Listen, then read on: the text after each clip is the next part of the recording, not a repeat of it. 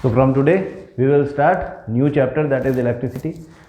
हमारा टर्म 2 के सिलेबस का फिजिक्स का पहला चैप्टर है और बैच 1 ऑफलाइन के स्टूडेंट्स, ऑनलाइन स्टूडेंट्स जो कि पहले से ऑनलाइन पढ़ रहे हैं और बैच 2 के वो स्टूडेंट्स जो कि पहले बैच 1 में थे या बैच 2 के वो स्टूडेंट्स जो कि ऑनलाइन पढ़ रहे थे, उन लोगों ने ये चैप्टर पहले भी पढ़ लिया है।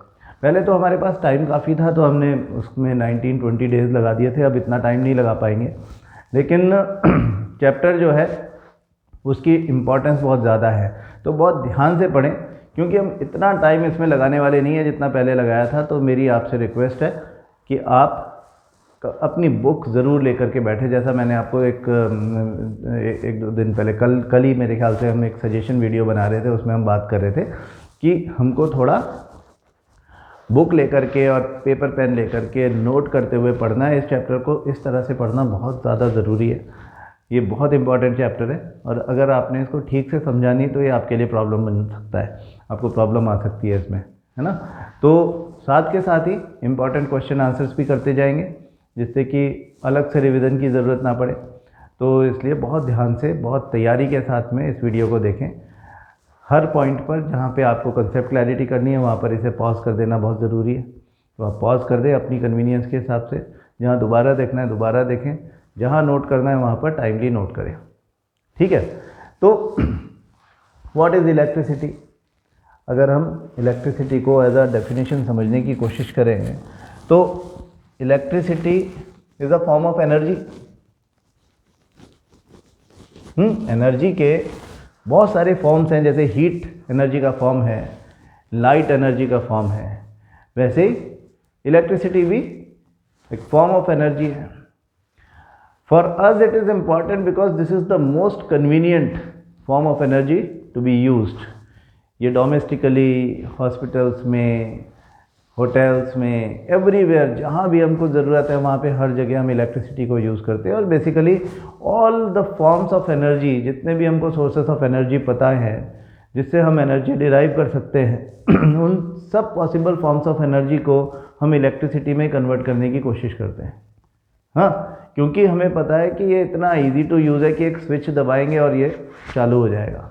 मतलब electricity is a form of energy with the help of electric circuits, जिसमें हमारे कंडक्टर वायर्स आते हैं, and with the help of various devices, electrical devices और electrical appliances, हम उस एनर्जी को अदर यूजेबल फॉर्म्स में कन्वर्ट कर सकते हैं बहुत easily, just by the click of a button. आज की क्लास में हम केवल फंडामेंटल्स की बात करेंगे। हमें आज की क्लास समझने से पहले, आज की क्लास जो है वो क्योंकि इलेक्ट्रिसिटी का फंडामेंटल है तो हमें कुछ बेसिक टर्म्स क्लियर होना चाहिए। We should know what is charge, we should know what is electric current,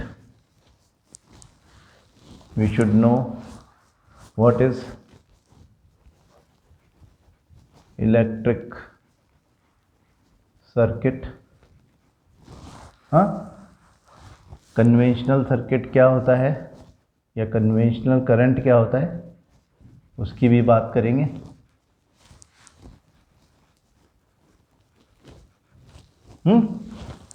और देखेंगे कि किस तरह से चार्ज और इलेक्ट्रिक करंट, ये सब जो कि फिजिकल क्वांटिटीज़ हैं जिनको मेज़र किया जा सकता है, उनके यूनिट्स हम यूज़ करते हैं।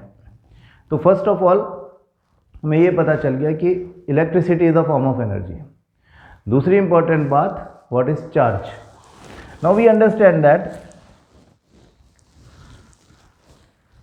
The matter, all forms of matter is made up of tiny particles called atoms, है ना। हमने डाल्टन्स एटॉमिक थ्योरी पढ़ी है 9th क्लास में, उसमें हमको ये सिखाया गया कि हर कोई सरफेस से all the matter is made up of very tiny particles that are called atoms. हाँ, छोटे छोटे पार्टिकल्स हैं और जब हर चीज़ एटम से बनी हुई है तो हम जब एटम के स्ट्रक्चर की बात करते हैं तो हमें क्या पता चलता है कि जो एटम्स होते हैं उनमें प्रोटॉन्स एंड इलेक्ट्रॉन्स, दो तरह के चार्ज्ड सब एटॉमिक पार्टिकल्स होते हैं।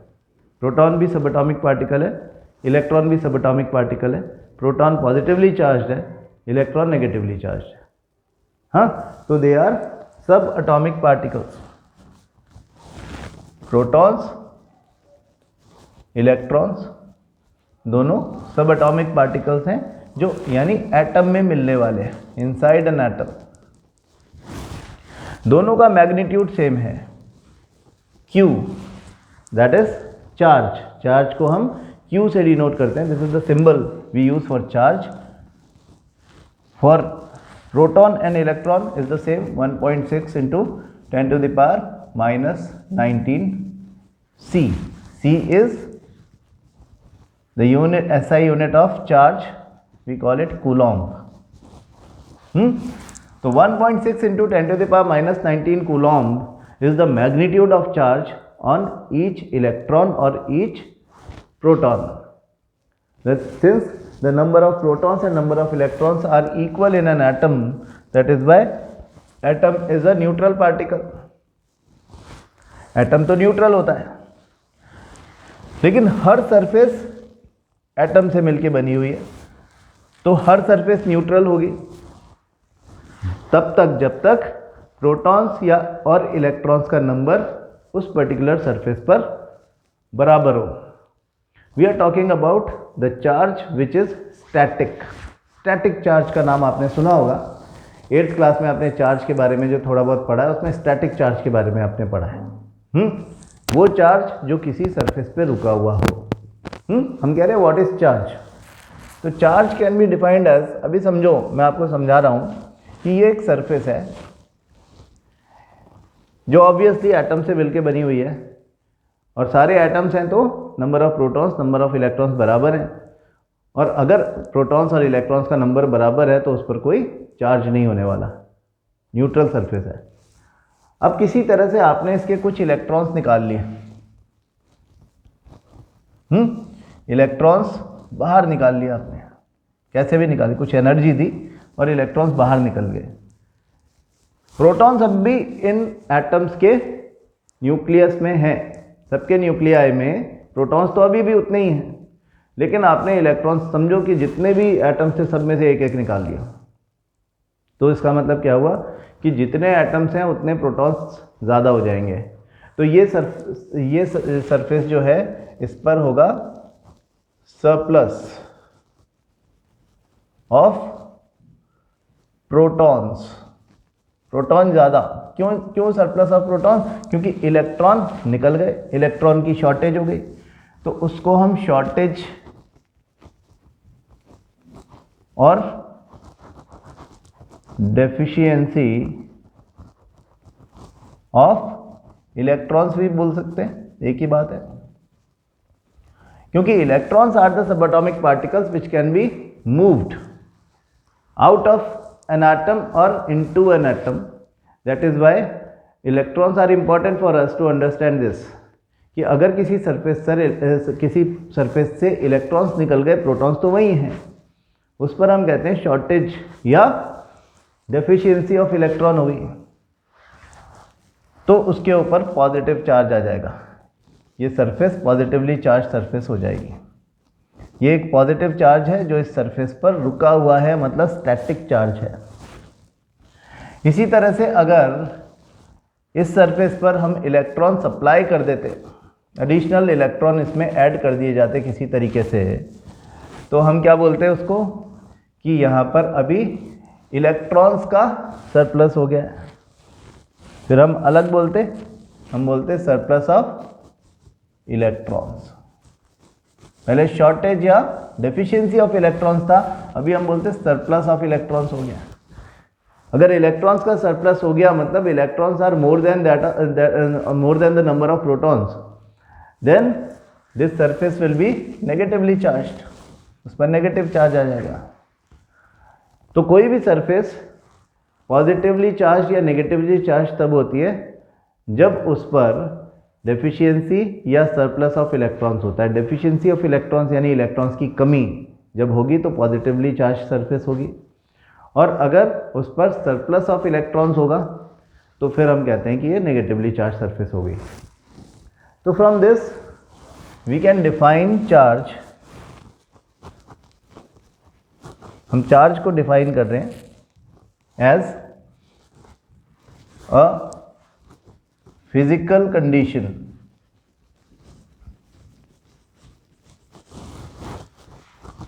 of having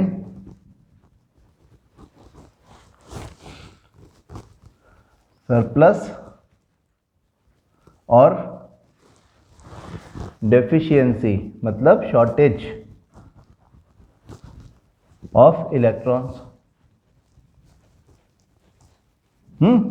इलेक्ट्रॉन्स का सरप्लस या डेफिशिएंसी मतलब शॉर्टेज अगर होता है तो ऐसी कंडीशन को हम बोलते हैं चार्ज। मतलब कि किसी सरफेस पर चार्ज तभी आएगा जब इलेक्ट्रॉन्स का सरप्लस या डेफिशिएंसी होगी। हर सरफेस एटम से मिलकर बनी हुई है, हर एटम में इलेक्ट्रॉन्स भी है, प्रोटॉन्स भी है और दोनों बराबर बराबर है। अगर इलेक्ट्रॉन निकाला जा सकता है उसमें से तो निकल आएगा और फिर उसके ऊपर पॉजिटिव चार्ज आ जाएगा। इलेक्ट्रॉन की अगर सप्लाई कर दी जाए, इलेक्ट्रॉन्स का सरप्लस हो जाए तो नेगेटिवली चार्ज हो जाएगी वो सरफेस। ये लेकिन चार्ज वो है जो सरफेस पे रुका हुआ है। क्यों रुका हुआ होगा सरफेस पर चार्ज? हाँ, अंदर क्यों नहीं जा रहा? अंदर इसलिए नहीं जा रहा क्योंकि इस सरफेस के अंदर जाने की परमिशन नहीं है। आप देखो छोटी क्लासेस में हमने कुछ मज़ेदार एक्सपेरिमेंट्स किए हुए हैं कि हम एक स्केल लेते हैं, स्केल को अपने बालों पे रगड़ते हैं, फिर उसके बाद में वो कागज़ के नहीं होते छोटे छोटे टुकड़े उसके पास लेके जाते हैं और वो उछल के उस पर चिपक जाते हैं। या बलून को अपने बालों से रगड़ते हैं और दीवार पे चिपका देते हैं। क्यों? ऐसा क्यों हुआ? क्योंकि बलून, स्केल, ये सारे के सारे ऐसे सब्सटेंसेज हैं which are bad conductors of electricity which does not allow the charge to flow through them, जो चार्ज को चलने नहीं देते अपने अंदर से होकर के। ऐसी सरफेसेस को good conductors of electricity, bad conductors of electricity बोलते हैं या इंसुलेटर्स बोलते हैं। हाँ, कभी आपने ये सुना है कि आपने कोई मेटल को सिर पे रगड़ा और उस पर कोई कागज उठा लिया? कभी आपका ऐसा कोई एक्सपीरियंस है कि मेटालिक चीज़ को आपने बालों में लगाया और दीवार पे चिपका दिया जैसे बलून को चिपका देते हो? Can you do this with anything which is made up of iron, made up of anything that is metallic? No, because metallic surface पर इस तरह से static यानी रुका हुआ चार्ज हो नहीं सकता, because these surfaces are good conductors of electricity. Why a metal is a good conductor of electricity? समझो ये एक मेटल का वायर है। ये मेटल का वायर है और इसके अंदर इस तरह से एटम्स आपस में जुड़े हुए, ठीक है? ये एटम्स का लैटिस या एटम्स का नेटवर्क बना हुआ है इनसाइड अ मेटालिक वायर। अब हम ये बात जानते हैं कि every atom of a metal has 1 और 2 और 3 फ्री इलेक्ट्रॉन्स। यानी metallic surfaces have free electrons inside them। वो फ्री इलेक्ट्रॉन्स जो है, जब ये वायर किसी सोर्स ऑफ एनर्जी से, किसी सेल से या किसी बैटरी से जुड़ा हुआ नहीं है, तब तक एक एटम से दूसरे एटम में जंप कर सकते हैं हैफजेडली, विदाउट अ प्लान, इधर उधर जा सकते हैं। हम इनको फ्री इलेक्ट्रॉन्स बोलते हैं। लेकिन अगर इस वायर को किसी बैटरी से कनेक्ट कर दिया तो इस वायर के अंदर इलेक्ट्रॉन्स भागने लगते हैं under the influence of energy provided by this battery. Battery और सेल का आइडिया, पोटेंशियल डिफरेंस पढ़ेंगे तब करेंगे, लेकिन इतना तो आप जानते हो कि बैटरी जो है वो इलेक्ट्रॉन को भागने के लिए एनर्जी प्रोवाइड कराती है, सॉर्ट ऑफ। तो ये इलेक्ट्रॉन्स इसमें भागने लगते हैं। और ये इलेक्ट्रॉन्स का भागना उस बैटरी के उस टर्मिनल से जहाँ पर इलेक्ट्रॉन्स का सरप्लस है टू उस टर्मिनल तक जहाँ पर इलेक्ट्रॉन की डेफिशिएंसी है, शॉर्टेज है, वहाँ तक होगा। यानी नेगेटिव टू पॉजिटिव। बैटरी या सेल का कंसेप्ट भी समझ लें कि समझो ये एक सेल है जिसके दो टर्मिनल हैं, एक को हम कह रहे हैं पॉजिटिव, एक को कह रहे हैं नेगेटिव। ठीक है, तो सेल के अंदर क्या है, कुछ केमिकल भरा हुआ है जिसमें केमिकल रिएक्शन होगी, और जब केमिकल रिएक्शन होगी तो एक एंड से कुछ इलेक्ट्रॉन्स निकलेंगे और दूसरे एंड पर या दूसरे टर्मिनल पर जाकर के इकट्ठा हो जाएंगे। तो एक पर हो जाएगा सरप्लस ऑफ इलेक्ट्रॉन्स, उस पर नेगेटिव चार्ज आ जाएगा, जहाँ से इलेक्ट्रॉन निकल के आ गए उस पर पॉजिटिव चार्ज आ जाएगा। तो every cell has two terminals, one is positive the other is negative. ठीक है, पॉजिटिव टर्मिनल और नेगेटिव टर्मिनल। अब अगर हमने दो इस तरह के सेल्स को आपस में जोड़ दिया तो ये एक बैटरी होगी जिसका एक टर्मिनल ये हो गया, दूसरा ये हो गया। हाँ, battery is a combination of multiple cells, वो आपस में जुड़ते हैं। अब आप कह रहे हो क्यों जोड़ना है? जोड़ना इसलिए कि हमको वोल्टेज ज़्यादा चाहिए, ज़्यादा एनर्जी चाहिए इलेक्ट्रॉन्स को भगाने के लिए। तो अगर ये 1.5 वोल्ट का एक था तो हमने 1.5 वोल्ट के दो सेल्स आपस में ऐड कर दिए, तो ये एक बैटरी ऑफ 3 वोल्ट बन गई, 3 वोल्ट की बैटरी बन गई। ऐसे आप 4 जोड़ दोगे तो 6 वोल्ट की बैटरी बन जाएगी। अगर हमको ज़्यादा एनर्जी की ज़रूरत है तो हमको ज़्यादा पावरफुल बैटरी चाहिए, सिंपल सी बात है। तो देखो क्या हो रहा है कि ये बड़ा सिंपल सा सर्किट है। आपने एक वायर था, आपने उस वायर को दो एंड्स या दो टर्मिनल्स ऑफ अ सर्किट पे जोड़ दिया है, तो उसका एक एंड उस वाले बैटरी के टर्मिनल पर टच हो रहा है जहाँ पर सरप्लस ऑफ इलेक्ट्रॉन्स है और दूसरी तरफ शॉर्टेज ऑफ इलेक्ट्रॉन्स है। तो ऑब्वियसली ज़्यादा से कम की तरफ मूवमेंट होगा इलेक्ट्रॉन्स का। This flow of electron can be called as electronic current. Electronic current यानी इलेक्ट्रॉन्स का फ्लो। जैसे हम एयर करंट हवा के फ्लो को बोलते हैं, वाटर करंट वाटर के फ्लो को बोलते हैं, वैसे हम कह रहे हैं यहाँ पे इलेक्ट्रॉनिक करंट मतलब इलेक्ट्रॉन्स का फ्लो। क्यों हो गया? क्योंकि एक तो अलाउड था इनसाइड द वायर, और दूसरा इसलिए हो गया क्योंकि उस वायर के दो एंड्स के बीच में एक बैटरी लगा दी गई, एक सेल लगा दिया गया, जिससे उसके एक एंड पर सरप्लस ऑफ इलेक्ट्रॉन, दूसरे एंड पर डेफिशिएंसी ऑफ इलेक्ट्रॉन हो गया, और सरप्लस टू डेफिशिएंसी मूवमेंट तो होना ही था, है ना। ऐसे होता है, कोई भी चीज़ ऐसे मूव करती है तो इलेक्ट्रॉन्स भी ऐसे मूव कर रहे हैं, या थोड़ा सा फर्क है। एक्चुअली ये मूवमेंट कैसा होता है कि इनसाइड द वायर अगर हम देखें, इलेक्ट्रॉन जब मूव कर रहा है तो इलेक्ट्रॉन उतना फ्रीली मूव नहीं कर रहा है जैसे कि एयर या वाटर का एग्जांपल हमने दे दिया, वो तो बहे चले जा रहे हैं। लेकिन इसके साथ क्या होता है कि ये जब चलता है तो दूसरे जो एटम्स हैं उनसे टकराता है, इस वजह से इसकी स्पीड कम हो जाती है। या फिर दूसरे इलेक्ट्रॉन्स, सब इलेक्ट्रॉन्स जो मूव कर रहे हैं अंदर, वो सब इलेक्ट्रॉन्स एक दूसरे को रिपेल करने लगते हैं। सब नेगेटिव चार्ज वाले हैं तो एक दूसरे का रिपल्शन से दूर भगाएंगे। तो इस वजह से इलेक्ट्रॉन की speed inside a wire is very less, that is 1 millimetre पर सेकेंड। इसको हम इलेक्ट्रॉन की ड्रिफ्ट बोलते हैं, ड्रिफ्ट स्पीड बोलते हैं, दैट इज 1 मिलीमीटर पर सेकेंड। अब ये समझो कि इलेक्ट्रॉन्स का मूवमेंट हो रहा है नेगेटिव टू पॉजिटिव टर्मिनल, ये बात तो ठीक से समझ में आती है हमारे।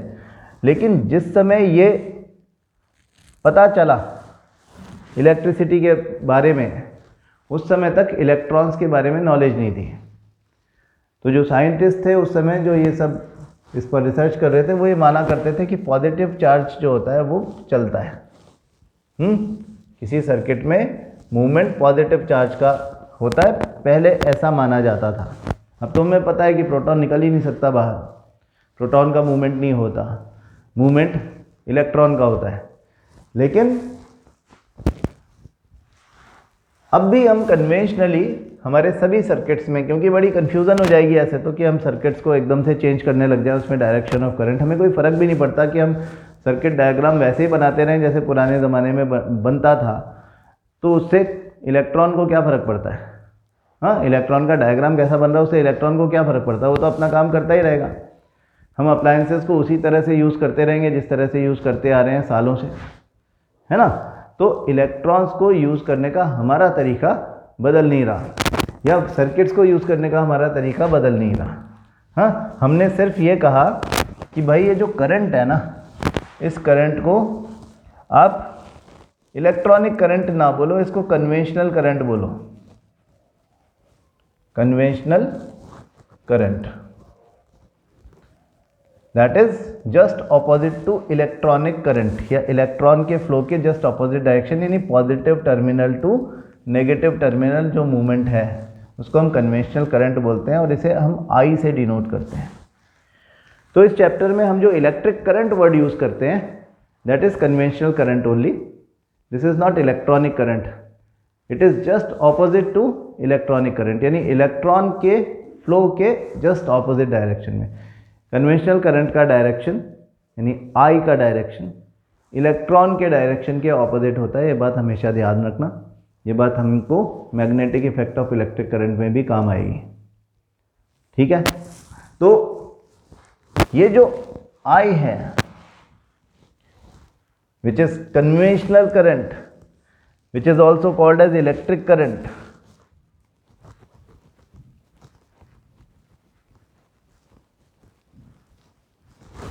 that is defined as the rate of flow of charge।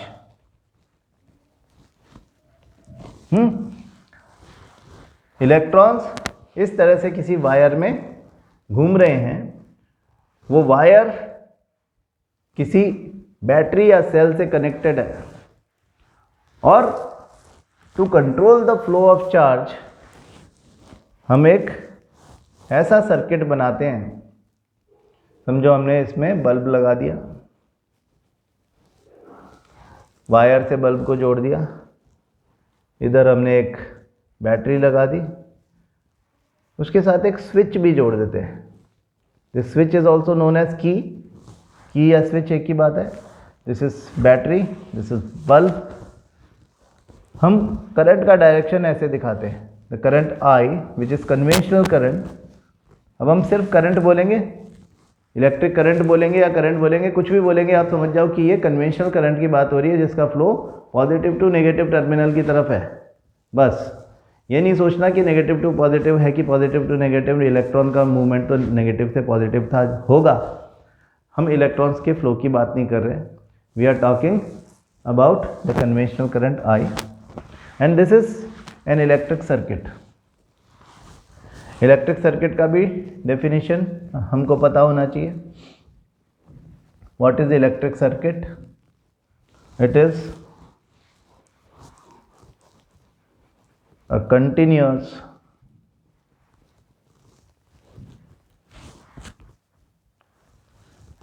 continuous and closed path, a continuous and closed path through which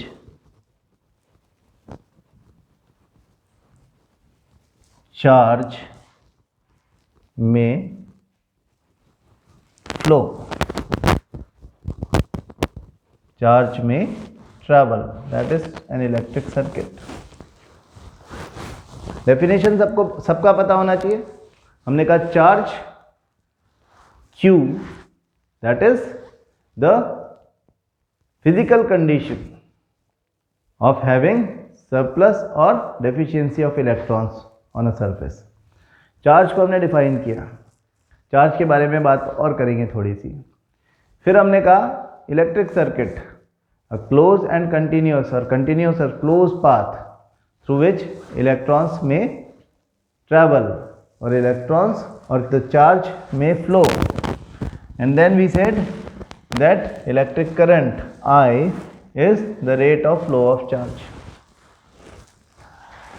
तो एक बार चार्ज को देख ले कि हम कहते हैं कि इलेक्ट्रॉन्स भाग रहे थे और इलेक्ट्रॉन्स के ऊपर चार्ज का हमने मैग्नीट्यूड भी क्लियर कर दिया। It is 1.6 into 10⁻⁻19 coulomb. तो चार्ज के लिए एक फॉर्मूला आता है Q equal to NE, where E is the charge on a single electron, that is this 1.6 into 10⁻⁻19 coulomb. ये जो Q हमने लिखा है, this is charge on a proton is also there. उसको हम चार्ज ऑन प्रोटॉन भी बोल सकते हैं, उसको चार्ज ऑन इलेक्ट्रॉन भी बोल सकते हैं। दोनों का मैग्नीट्यूड तो सेम है, दोनों की नेचर अलग अलग है, एक पॉजिटिव है एक नेगेटिव है। तो इलेक्ट्रॉन पर जो चार्ज का मैग्नीट्यूड है उसको हम E से डिनोट करते हैं। अब हमें एक क्वेश्चन यहाँ पे पूछा जाता है, मैं एक क्वेश्चन लिखता हूँ, calculate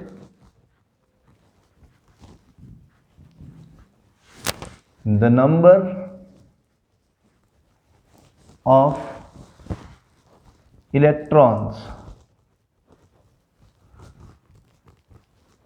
required to form 1 Coulomb charge. एक कूलॉम चार्ज बनाने में कितने इलेक्ट्रॉन्स लगेंगे, वहां पर यह फॉर्मूला काम आएगा। What is given? Q is 1 coulomb and E is a constant 1.6 into 10⁻⁻19 coulomb। तो N can be calculated by the formula N equal to Q upon E, where Q is 1 coulomb, E is 1.6 into 10⁻⁻19। अगर आप 1/1.6 करें, 10⁻⁻19 को ऊपर ले जाओगे 10⁻+19 हो जाएगा। ऐसा ही होता है। डिनोमिनेटर से अगर हम उसको ऊपर लेकर के जाएं तो न्यूमरेटर की जगह जाकर के उसका साइन बदल जाता है पावर का। तो जो नीचे -19 था ऊपर जाके +19 हो गया। एक पॉइंट हटा दो यहाँ से नीचे से, हाँ, और यहाँ ऊपर एक 0 और लगा दो, ठीक है, तो ये 10/16 हो जाएगा। इसको कैलकुलेट करोगे आएगा 0.625 इंटू 10⁻19, या हम इसको ऐसे भी लिख सकते हैं कि 6.25 अपॉन 10, 0.625 को 6.25 अपॉन 10 लिख सकते हैं इंटू 10⁻19। ये 10⁻1 होता है, पता है ना, ये ऊपर जाएगा तो -1 हो जाएगा, -1 हो गया तो 18 हो गया। तो 6.25 into 10⁻18 is the number of electrons required to form just 1 coulomb charge। एक कूलॉम चार्ज को बनाने के लिए कितने सारे इलेक्ट्रॉन्स लगे, देखो 6.25 इंटू 10⁻18, बहुत सारे लगे ना। हमारी बुक में 6 इंटू 10⁻18 लिखा है, खैर कैलकुलेट करोगे तो ऐसे ही आएगा, है ना, क्योंकि हमने 1.6 इंटू 10⁻⁻19 लिया है इलेक्ट्रॉन पर चार्ज। तो इससे क्या पता चलता है कि एवरी इलेक्ट्रॉन, इतने सारे इलेक्ट्रॉन मिलकर के एक कूलॉम बनाएंगे, तो मतलब every electron has a very small charge on it. और ये चार्ज पार्टिकल्स मूव करते होते ड्रिफ्ट स्पीड से, दैट इज 1 mm/s, हाँ, इनसाइड अ वायर। हमको क्या क्या पता चल गया, हमको पता चल गया कि चार्ज क्या होता है, इलेक्ट्रिक करंट क्या होता है, इलेक्ट्रिक सर्किट क्या होता है, और वो चार्ज जो है वो Q इक्वल टू NE, वो फॉर्मूला यूज़ करना हमें पता चल गया। तो जब हम ये कह रहे थे कि I that is electric current, is the rate of flow of charge. This is rate of flow of charge. तो इसके लिए भी हमारे पास एक फॉर्मूला आ जाता है कि rate of flow of charge का मतलब Q अपॉन टी, तो I is equal to Q upon T. Q is charge, यानी अगर हम ये बोलें कि I is equal to Q upon T if T is equal to 1 second, so I will be equal to Q, है ना. I equal to Q where T equal to 1 second. So can I say that the electric current is equal to the charge? Electric current is equal to the charge flows through a circuit in 1 second. Electric current उस charge के बराबर है जो किसी circuit से 1 second में पास होता है. तो I equal to Q upon T, ये फॉर्मूला यूज करते हैं.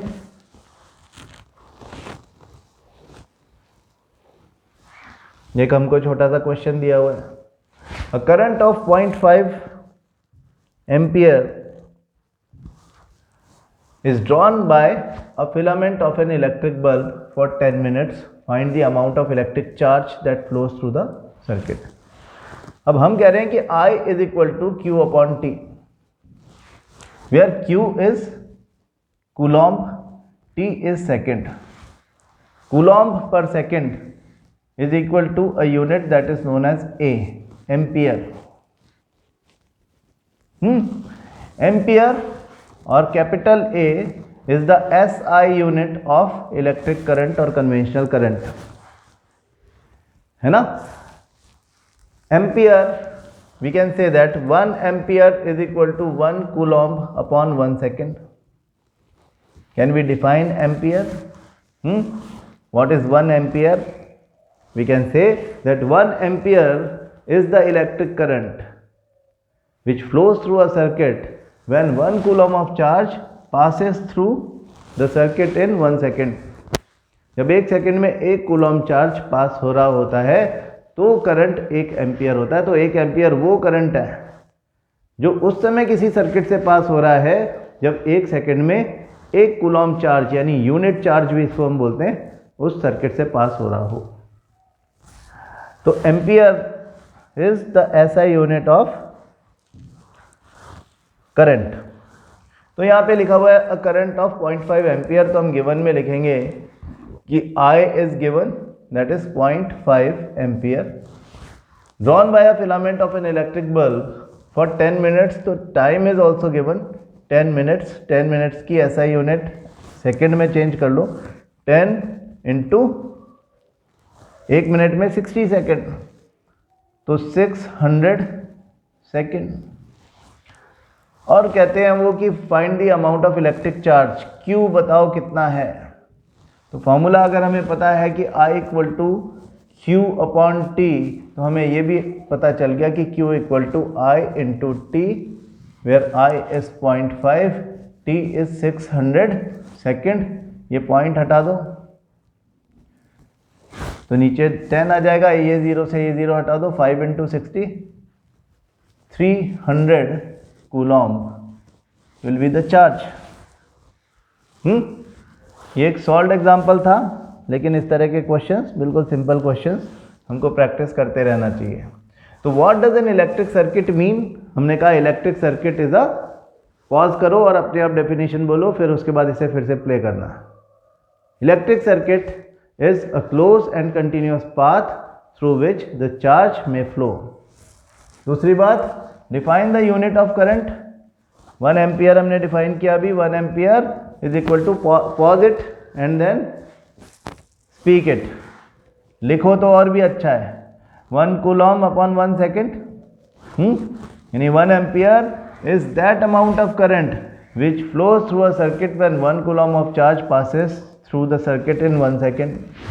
Calculate the number of electrons constituting 1 coulomb of charge that we have recently done. Q equal to NE, say N equal to Q upon E, 1 upon 1.6 into 10 to the power minus 19, that goes to 6.25 into 10⁻18 electrons, इतने electrons मिल करके 1 coulomb of charge बनाते हैं।